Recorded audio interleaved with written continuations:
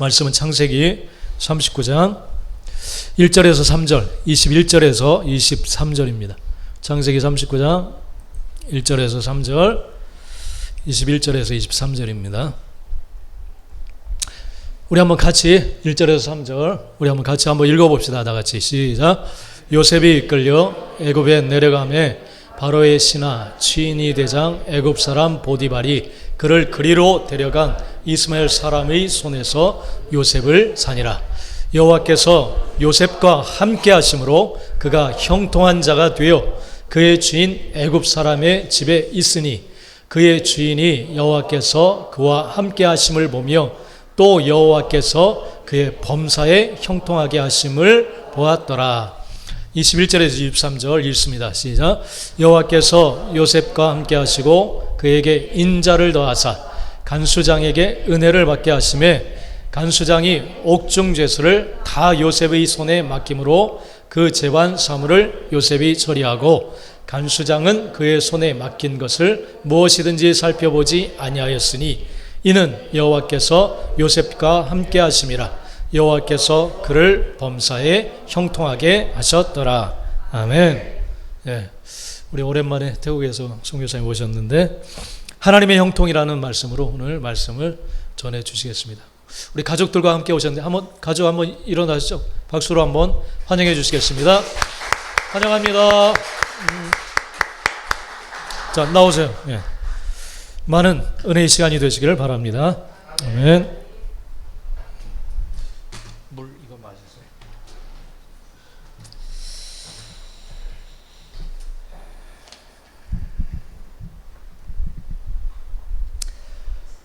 네, 마스크를 벗어도 되겠죠? 네.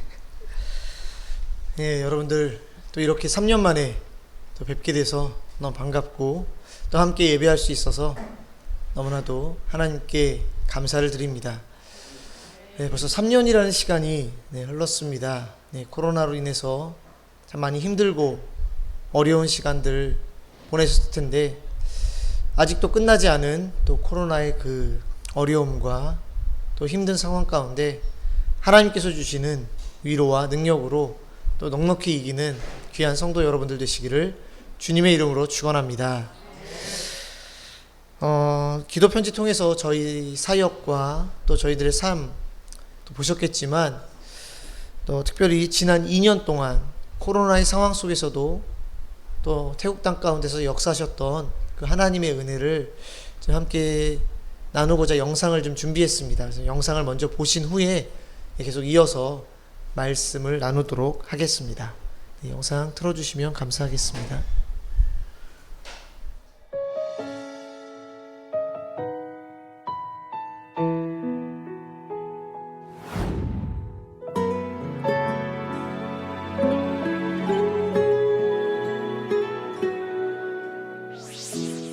내게 말씀하신 곳 아버지의 마음 향하신 그곳에서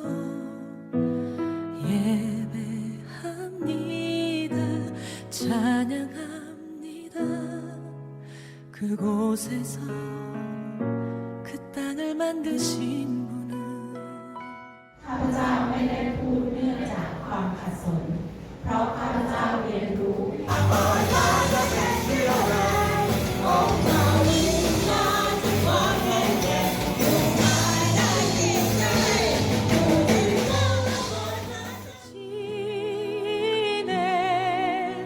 나의 노래가 주를 향한 예배가 그 땅을 회복시키네. 생수의 강이 넘치네.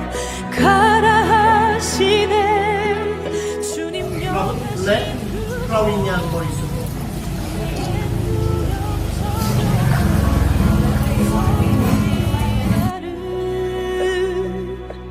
인도하네.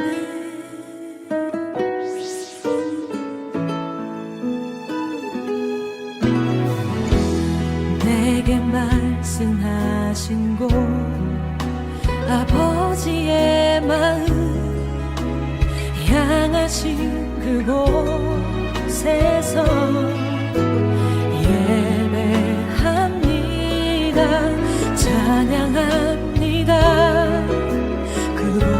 땅에서 그 땅을 만드신 분은 성령에 따라 나의 눈을 적시네. 내 노래 주를 예배하네.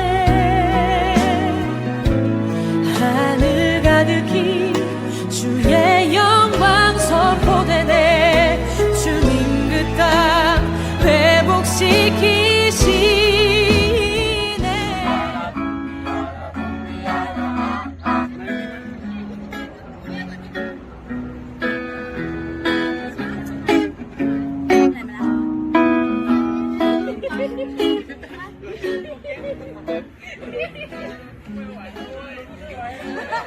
나의 노래가 주를 향한 예배가 그 땅을 회복시키네.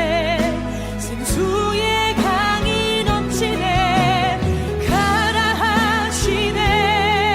주님 명하신 그곳 내겐 두려움 전혀 없네. 성령이 나를 인도하네.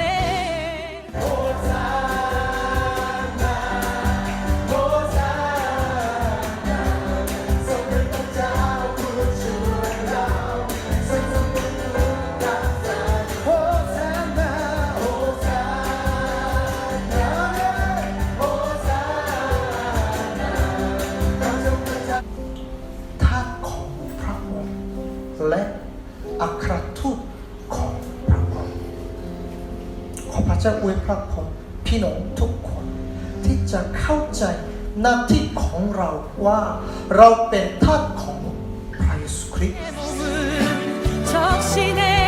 주의 나라와 영광 나를 통해 일으키시네. 나의 노래가 주를 향한 예배가 그 땅을 회복시키네. 생수의 강이 넘치네. 가라 하시네. 주님 명하신 그곳 내겐 두려움 전혀 없네. 성령이 나를 인도하네.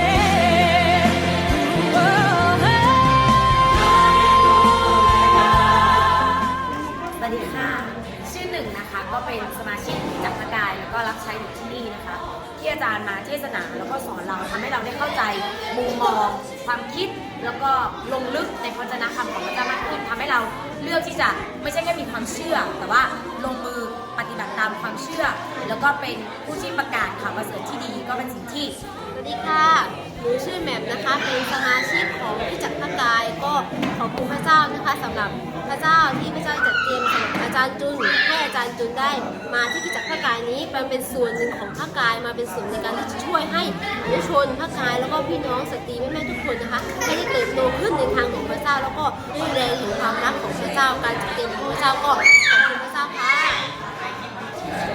สวัสดีค่ะ ชื่อสมายนะคะ ก็เป็นสมาชิกอยู่ที่คริสตจักรพระกายนะคะ ตั้งแต่เริ่มต้นการมีคริสตจักรจนถึงตอนนี้นะคะ สิ่งที่ประทับใจคริสตจักรก็คือทำให้มีการเติบโตฝ่ายจิตวิญญาณมากขึ้น แล้วก็ทำให้รักพระเจ้ามากขึ้น รู้สิ่งที่ตัวเองมีสำหรับ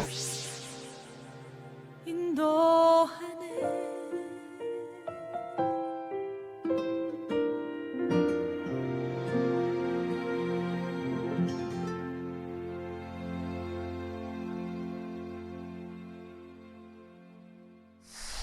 네, 오랜만에 태국어로 좀 서로 인사해 볼까요? 기억나시나요? 네, 손을 이렇게 모시고 사와디캅, 사와디캅. 네, 옆에 분들과 사와디캅, 사와디캅. 네, 열심히 준비해 오셔서 내년에는 태국 땅에서 함께 또 귀한 하나님의 선교를 여러분들과 함께 보는 날이 있기를 소망합니다. 좋은 씨앗교회가 함께 또 섬겨주시고 또 기도해 주시고 후원해 주셔서 귀한 하나님의 선교가 이렇게 진행될 수 있음을 다시 한번 진심으로 감사드리고 또 계속해서 태국 땅을 위해서 또 저희 가족을 위해서 기도해 주시기를 부탁을 드리겠습니다. 오늘 본문으로 돌아와서 오늘 본문 말씀은 우리가 너무나 잘 아는 요셉에 대한 이야기입니다. 근데 오늘 본문을 보면 계속해서 등장하는 한 단어가 있는데 형통이라는 단어입니다. 여러분들 형통이라는 뜻 알고 계십니까? 국어사전을 보면 형통은 모든 일이 뜻과 같이 잘 되어감이라고 되어 있습니다. 좀 쉽게 설명하면 마음먹은 대로, 생각한 대로, 원하는 대로 잘 이루어지는 것, 이것을 형통이라고 할 수 있습니다. 그렇다면 형통은 이런 것입니다.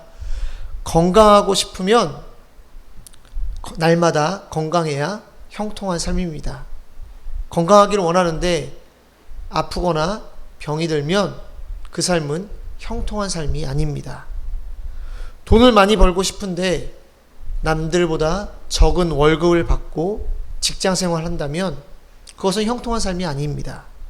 결혼을 원하면 결혼해야 형통한 것이고 승진을 원하면 승진해야 형통한 삶입니다. 내가 원하고 바라는 대로 다 이루어지는 삶, 이것이 세상에서 말하는 형통한 삶입니다. 그런데 여러분, 이것이 형통이라면 정말 세상에 형통한 사람이 있겠습니까?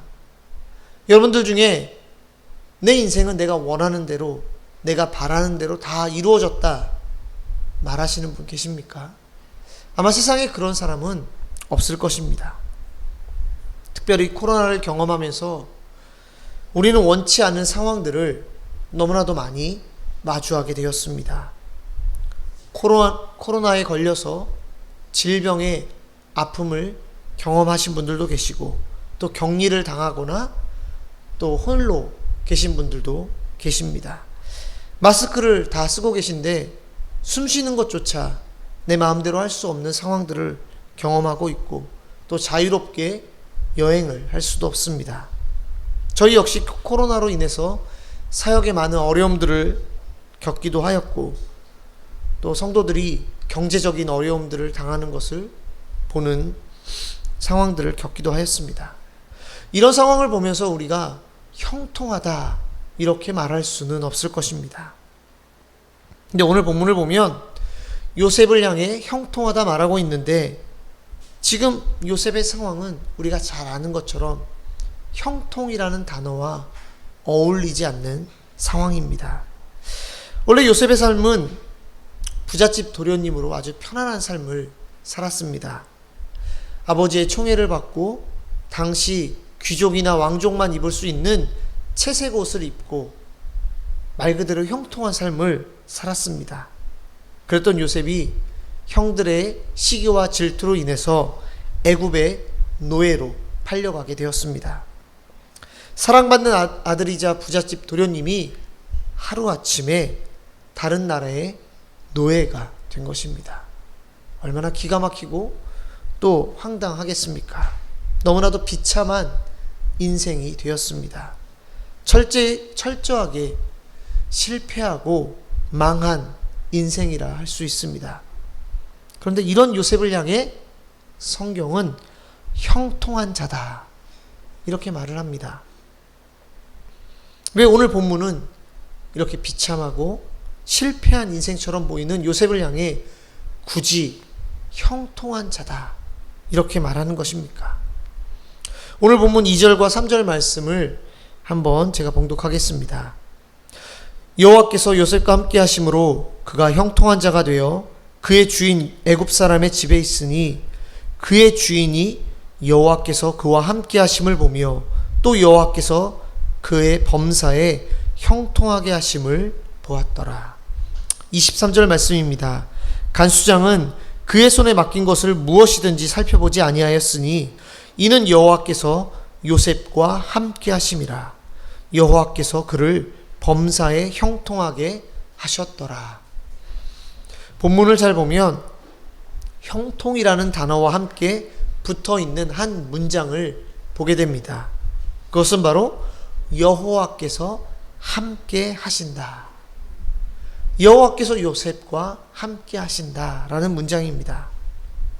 사랑하는 여러분, 이것이 바로 형통한 삶의 핵심입니다. 오늘 본문이 말씀하고자 하는 것은 무엇입니까?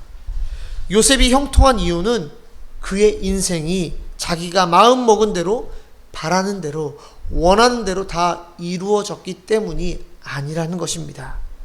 성경이 요셉을 향해 형통한 사람이다 말하는 그 단 한 가지 이유는 바로 여호와 하나님께서 그와 함께 하셨기 때문에, 하나님께서 그의 삶에 임재하셨기 때문이라는 것입니다. 사랑하는 여러분, 성경이 말하는 형통의 정의는 세상이 말하는 형통의 정의와 그 개념이 전혀 다릅니다. 세상에서 말하는 형통은 자기가 원하는 대로, 그가 원하는 대로 모든 것이 이루어지는 것을 말하지만, 성경은 하나님께서 함께 하시기 때문에, 하나님께서 그의 삶 가운데 임재하시기 때문에 그의 삶이 형통하다 말하고 있습니다. 그렇다면 여러분들은 어떠한 형통을 원하십니까? 여러분들이 바라고 원하는 대로 모든 것이 다 이루어지는 형통을 원하십니까? 아니면 하나님과 동행하는 형통을 원하십니까? 외국에서 한국교회를 보면 한국교회가 가지고 있는 참 많은 장점들이 있는데, 그 중에 하나를 꼽으라고 한다면 아마 열정적인 기도를 꼽을 수 있을 것입니다. 오늘도 함께 예배하면서 뜨겁게 기도하는 여러분들의 모습을 보았는데, 전 세계적으로 한국교회만큼 열심히 기도를 하고 또 많이 기도하는 교회 아마 없을 것입니다. 대부분의 교회가 매일같이 새벽 기도를 드리고, 또 금요일이면 또 철야, 심야 기도를 드립니다. 지금은 심야 기도라는 표현을 쓰지만 예전에는 철야 예배, 철야 기도 이렇게 이야기를 했습니다. 제가 어릴 적 생각해 보면 정말 교회에서 밤새 기도하는 성도들의 모습을 볼 수 있었습니다. 한번 기도에 불이 붙으면 새벽 2시, 3시까지 중고등부 시절에도 함께 그렇게 어른들과 함께 기도했던 기억이 나는데, 정말 뜨겁게 기도했던 성도들의 모습. 또 이뿐만이 아닙니다. 한국교회는 또 기도원이라고 하는 아주 독특한 장소를 가지고 있죠. 교회에서 기도하는 것만으로 또 성이 차지 않는 사람들이 기도원에 모여서 뜨겁게 기도하면서 하나님의 임재하심, 하나님의 역사하심을 부르짖으며 하나님의 얼굴을 구하고 하나님의 은혜를 간구하며 부르짖는 한국교회의 아주 귀한 모습이 있습니다. 참 아름다운 모습이고, 이러한 기도의 능력으로 인해서 그래도 하나님께서 한국교회를 붙들고 계신다고 믿습니다. 그런데 함께 생각해 볼 것이 있습니다. 우리가 이렇게 열심히 기도하는 것 너무나도 중요한데, 과연 그 기도가 무엇을 위한 기도인지, 또 누구를 위한 기도인지 한번 생각해 보기를 원합니다. 우리가 하나님의 영광을 위해, 하나님의 나라를 위해, 하나님의 임재하심을 위해 기도한다면 아무리 많이 기도해도 그 기도는 문제되지 않을 것입니다. 하나님의 뜻이 하늘에서 이루어진 것처럼 오늘 우리의 삶을 통해 이루어지기를 위해 기도하는 것 너무나도 중요한 기도입니다. 그런데 만약 우리가 열심히 기도했는데, 뜨겁게 주님 앞에 기도했는데 그 기도가 오직 나의 형통만을 위한 기도였다면, 내가 잘되고 내 뜻이 이루어지기를 위한 기도만 하였다면, 과연 그 기도가 하나님 앞에서 온전한 기도인지 우리는 한번 생각해 보아야 할 것입니다. 물론 우리가 우리의 문제와 어려움을 놓고 기도하는 것 절대 잘못된 기도는 아닙니다. 하나님께서는 우리의 어려움과 아픔을 외면하지 않으십니다. 우리가 주님 앞에 기도할 때에 우리의 문제를 해결해 주시고 우리의 어려움들을 주님께서 함께 해 주십니다. 그러나 우리의 기도가 전부 세상적인 의미에서 형통만을 위한 기도였다면, 그 기도는 하나님께서 원하시고 기뻐하시는 기도가 될 수 없다는 것을 우리는 기억해야 할 것입니다. 우리가 진정 성경이 말하는 형통한 삶을 원한다면 우리의 기도는 나의 기대와 욕망과 나의 꿈이 이루어지기를 위해 기도할 것이 아니라 하나님께서 날마다 우리의 삶 가운데 함께 하시기를 위해, 하나님께서 우리의 삶 속에 주인 되어주시기를 위해, 날마다 하나님의 인도하심을 따라 우리가 살아갈 수 있기를 위해 기도해야 한다는 것입니다. 사랑하는 여러분, 여러분들은 지금 어떠한 형통을 원하고 계십니까? 세상이 말하는 형통을 위해, 나의 욕망을 위해, 나의 꿈과 뜻을 이루기 위해 살고 있지는 않습니까? 오늘 본문에 나오는 요셉처럼 날마다 하나님과 함께하며 하나님의 인도하심 가운데 형통한 삶을 살아가는 저와 여러분들 되시기를 주님의 이름으로 축원합니다. 오늘 본문은 요셉을 향해 형통한 사람이다, 그의 삶이 형통하다 말하는데 그 이유는 하나님께서 함께 하시기 때문에 라고 말하고 있습니다. 그런데 요셉의 삶을 보면 그의 삶이 전혀 나아지지 않는 것을 보게 됩니다. 종의 신분에서 벗어나지도 못했습니다. 아니, 오히려 보디발의 아내의 모함으로 인해서 종의 신분에서 죄수의 신분으로 더욱더 그의 삶이 어려워지는 것을 보게 됩니다. 요셉 입장에서 얼마나 억울하겠습니까? 하나님 앞에 죄를 짓지 않기 위해 정직한 것밖에 없는데 그 대가가 무엇입니까? 감옥에 들어간 것입니다. 하나님께서 함께 하신다고 말하고 있는데 요셉의 삶 속에 그의 문제가 사라지기는커녕 오히려 더 큰 문제가 찾아오는 것을 보게 됩니다. 많은 사람들이 하나님께서 함께 하시면, 하나님께서 나와 동행하신다면 인생의 모든 문제가 사라지고 행복한 삶을 살게 될 것이라 생각을 합니다. 그리고 그것이 형통한 삶이다 생각합니다. 그러나 여러분, 성경을 보면 성경은 그렇게 이야기하고 있지 않습니다. 상황은 계속 더 나빠지고 문제를 해결할 방법은 보이지 않고 어려움은 점점 더 커져만 가는 그런 상황 속에서도 하나님께서 나와 함께 하신다면, 하나님께서 나와 동행하신다면 그것이 바로 형통한 삶이라고 성경은 증거하고 있습니다. 찬송가 438장 가사는 이렇게 증거하고 있습니다. 높은 산이 거친 들이 초막이나 궁궐이나 내 주 예수 모신 곳이 그 어디나 하늘나라. 할렐루야 찬양하세. 내 모든 죄 사함 받고 주 예수와 동행하니 그 어디나 하늘나라. 사랑하는 여러분, 하나님은 우리가 하나님으로 인하여서 이 땅 가운데서 하늘나라의 삶을 살아가기를 원하고 계십니다. 세상이 주는 쾌락과 안락함이 아닌 하나님으로부터 오는 기쁨과 평안을 누리며 천국의 삶을 맛보기를 주님은 원하고 계십니다. 찬송가를 보면 많은 작사가들이 이름이 나오는데 그 중에 제인 크로스비라고 하는 분의 이름을 종종 발견하게 됩니다. 이 제인 크로스비는 1820년 미국 뉴욕에서 태어났습니다.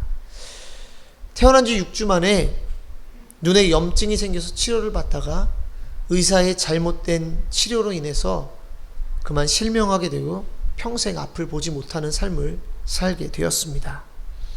아버지도 일찍 돌아가시게 되고 어린 나이에 앞을 보지도 못하고 또 아버지도 없는 삶을 살아갔으니 얼마나 힘든 삶을 살았겠습니까? 그래서 참 감사한 것은 이 크로스비를 돌봐주었던 외할머니가 믿음으로 그녀를 양육하였습니다. 감사하게도 하나님을 만나게 됐고 예수 그리스도를 믿음으로 영접하고 하나님 가운데 살아가게 된 크로스비는 힘든 그의 삶을 믿음으로 돌아보니 앞을 볼 수 없을 뿐이지 하나님께서 주신 많은 은혜와 감사가 있는 것을 발견하게 되었습니다. 무엇보다도 하나님께서 그녀의 삶을 지키시고 인도하시고 보호하심을 깊이 깨닫게 되었습니다. 그때부터 크로스비는 날마다 하나님 앞에 감사한 삶을 살게 되었고 그 감사의 내용을 시로 적기 시작하였습니다. 95세까지 살았던 크로스비 여사는 8천여 편의 시를 작사하였고 현재 우리가 부르고 있는 그 찬송가에도 21편의 찬송가가 실리게 되었는데 우리가 잘 아는 예수로 나의 구주 삼고 주의 음성을 내가 들으니 나의 갈 길 다가도록 오 놀라운 구세주 예수 나의 영원하신 기업 다 크로스비 여사의 작품입니다. 인간적으로 보면 앞을 볼 수 없는 장애를 갖고 있고 또 좋은 환경에서 자라지도 못했습니다. 참 불행한 인생처럼 보이는데 그녀의 일생은 하나님 때문에 행복하고 감사한 삶이었습니다. 그래서 이 크로스비 여사는 시력을 잃은 것이 하나님께서 주신 가장 큰 축복 중 하나다. 이렇게까지 고백을 하였습니다. 여러분, 코로나로 인해서 얼마나 많은 아픔들 또 힘든 상황들을 겪으셨습니까? 저희도 코로나로 인해서 쉽지 않은 시간들을 겪게 되었습니다. 특별히 코로나로 인해서 계획한 대로 사역을 진행할 수 없을 때, 또 때로는 잘 진행되고 있는 사역들을 어쩔 수 없이 중단해야 할 때 참 답답함을 느끼곤 하였습니다. 상실감과 무기력함을 경험하기도 하였는데 오늘 말씀 통해서 하나님께서 다시 한번 저의 생각을 새롭게 해주셨습니다. 내가 원하는 대로 선교 사역이 진행되거나 사람들이 많이 모이면 마치 사역이 잘 되는 것처럼, 반대로 계획한 대로 선교 사역이 이루어지지 않거나 중단되면 마치 사역이 잘못된 것처럼 생각하는 이것이 얼마나 세상적인 생각인지, 얼마나 세상적인 관점인지 하나님이 말씀해 주셨습니다. 성경을 보면 볼수록 하나님의 관심은 우리가 얼마나 많은 일을 하고 얼마나 대단한 업적을 남기는가에 있지 않은 것을 보게 됩니다.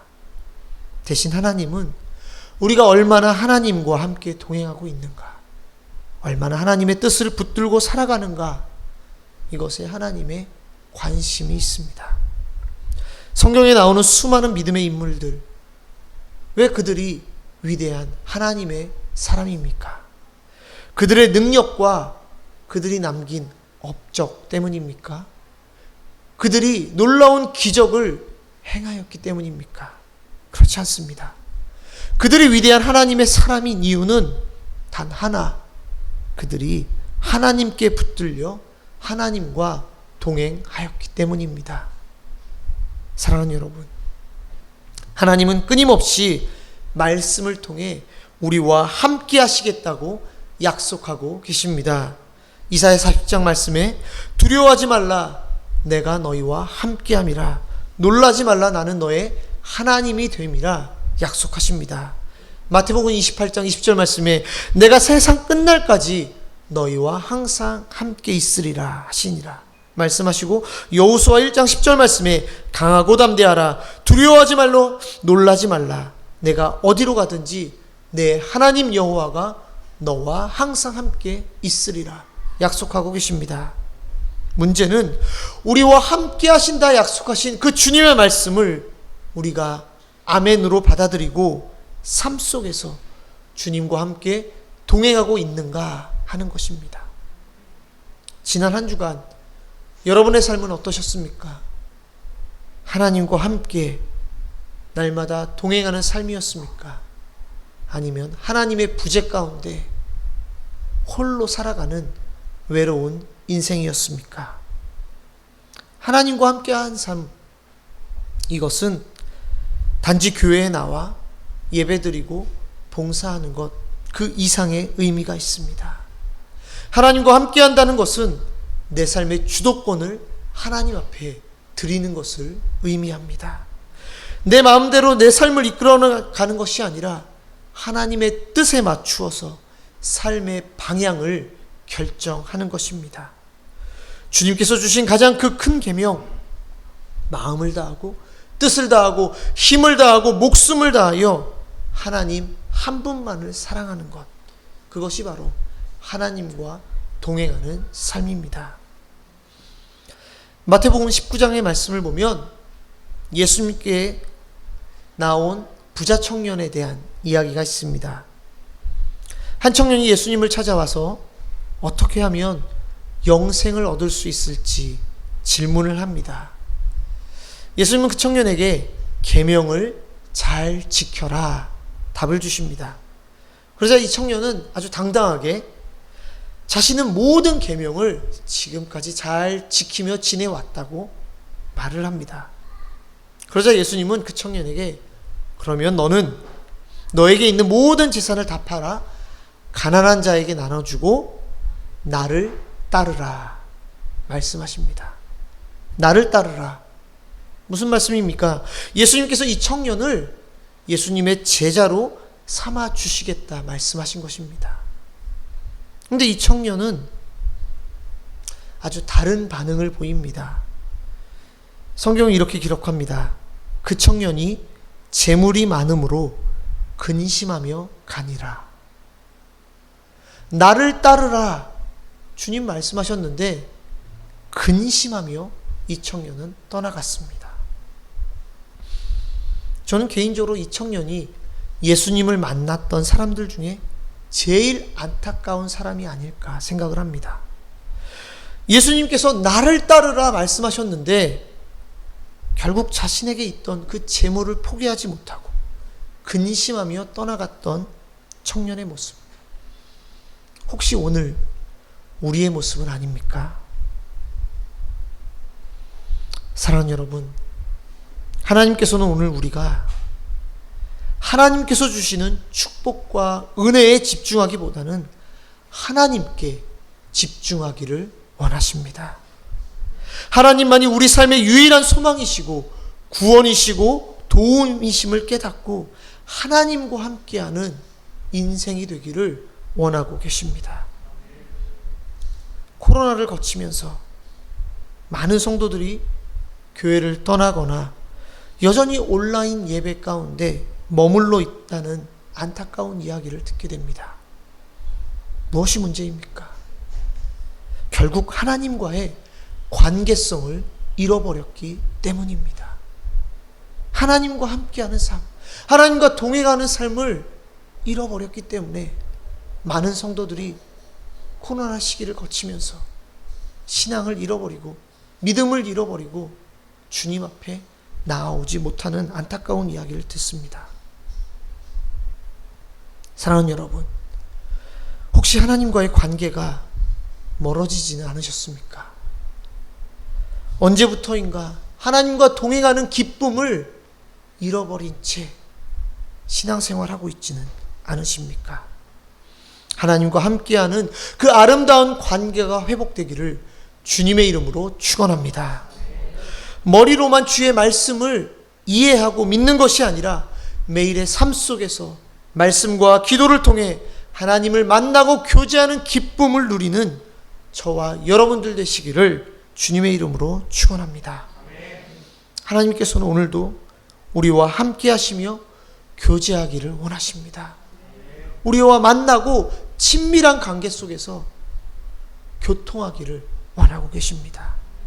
우리의 삶이 주님 한 분만으로 만족하며 하나님 때문에 형통한 삶이 되기를 주님은 원하고 계십니다. 힘들고 어려운 상황 속에서도 하나님께서 나와 함께 하시기 때문에 내 삶은 형통하다 믿음으로 고백하는 저와 여러분의 삶이 되기를 주님의 이름으로 축원합니다. 함께 기도하겠습니다. 하나님, 오늘도 우리를 예배의 자리로 주님 앞으로 인도하여 주심을 감사드립니다. 힘들고 어려운 삶 속에서도 날마다 우리의 삶을 지키시고 인도하시고 보호하시는 그 주님의 은혜에 감사를 드립니다. 하나님, 오늘도 말씀을 통해서 주님과 함께하는 형통한 삶에 대해서 주님 말씀하여 주셨는데, 하나님, 우리의 삶이 주님 한 분 때문에 형통한 삶이 될 수 있도록 주님 역사하여 주시옵소서. 상황과 환경 때문에 우리의 삶이 형통하다 말하는 것이 아니라 주님께서 오늘 나와 함께 하시기 때문에 주님 한 분만으로 만족하며 주님 때문에 형통한 삶을 살아가는 우리 모두의 삶이 될 수 있도록 주님 역사하여 주시옵소서. 예수 그리스도의 이름으로 감사하며 기도하옵나이다. 아멘.